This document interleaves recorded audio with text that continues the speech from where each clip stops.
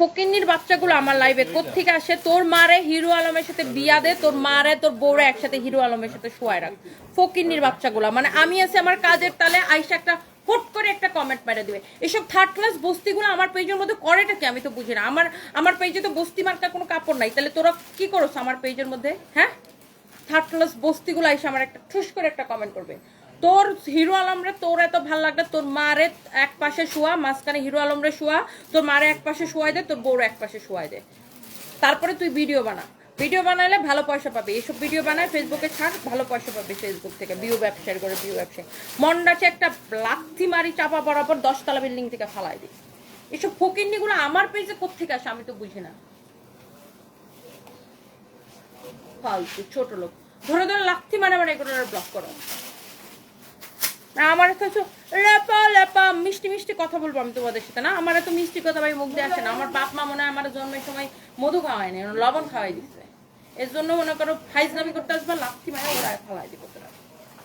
আমার তো আমি এত মিষ্টি মিষ্টি চুপকা চুপকা কথা বলতে পারি না। দেখা লাগে না, বাজে কমেন্ট সামনে আসলে এমনি চোখটা বাজে কমেন্টে চলে যায়। সো দেখা লাগবে কেন? আমার সামনে যখন বাজে কমেন্ট ভালো কমেন্ট সব কমেন্টেই আমার সামনে এরকম উঠতেছে, সো চোখ অটোমেটিকলি চলে যায়। আর আমি হজম করতে হবে কেন? আমাকে বাজে কমেন্ট কেন হজম করতে হবে? আমি কি কারো বাপেটা খাই না পুরি না? কারোর বাপ আমার জীবন চালায় দেয়। সো আমি বাজে কমেন্ট আমাকে কেন হজম করতে হবে? বাজে লোকদেরকে ধরে কিভাবে কাপড় খুলে মনে করেন যে আলকাতরা লাগায় চুলকানি লাগাইতে হয় ওটা আমি খুব ভালো করে জানি। এগুলা সামলাইতে সামলাইতে আজকে প্রায় 6 বছর 5 বছর পার করে ফেলছি বিজনেসের, বুঝেন নাই? এগুলারে পিটায় টিটায় মাইরা ধুইরা গালি দিয়া লাথি মেরা ফালাই আমি এইখানে আসছি। জায়গাটা তৈরি করছি আমি, এই জায়গাটা আমি তৈরি করছি। বাই দ্য ওয়ে মানে হোয়াট ইজ দিস একদম থার্ড ক্লাস বস্তি মার্কা পোলাপান গুলো সেগুলো কমেন্ট করে। বাট আমার কথা হচ্ছে তোরা আমার পেজে কি করো ভাই? এটা কি কোনো ব্লগিং পেজ? এটা একটা বিজনেস পেজ। যার পেজে টাকা, যার পকেটে টাকা আছে সে টাকা দিয়ে পেজ থেকে কেনাকাটা করবে, দ্যাটস ইট। এইটা যদি কারো লাগে সেইটা। কাকুল ইসলাম আপু, আপনি বাংলাদেশের একজন সফল নারী ব্যবসায়ী, আপনার জন্য অনেক শুভকামনা। থ্যাংক ইউ সো মাচ আপু, থ্যাংক ইউ। এইটা হচ্ছে দেখেন, এইটার কামিজের কাপড়টা যেমন ভালো, সালোয়ারের কাপড়টা ওই রকম ভালো। আর বিজনেস করতে গেলে মিষ্টি মিষ্টি কথা বললে কাজ হয় না।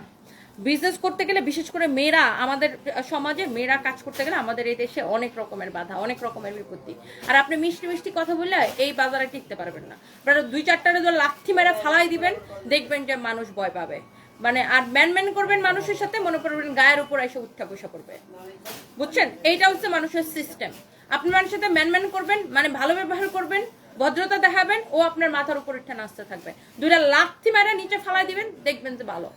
এই সমাজে বিজনেস করতে গেলে বা মেয়েদের মানে মেয়েরা কাজ করতে গেলে মেয়েদেরকে স্ট্রং না হলে কোনো উপায় নেই এই দেশে অন্তত পক্ষে। এটা যদি কারো লাগে সে আর মেয়েদের জন্য বিভিন্ন রকমের ফতোয়া তৈরি থাকে, বুঝছেন? সো বাই দ্য ওয়ে, আমি যদিও জীবনে কোনো কিছু ধারধারি না, এখনো ধারধারি না। আমি অলওয়েজ আমি আমার ট্রেকে চলি, অলওয়েজ আমি আমার মতো করে চলি। এটা হচ্ছে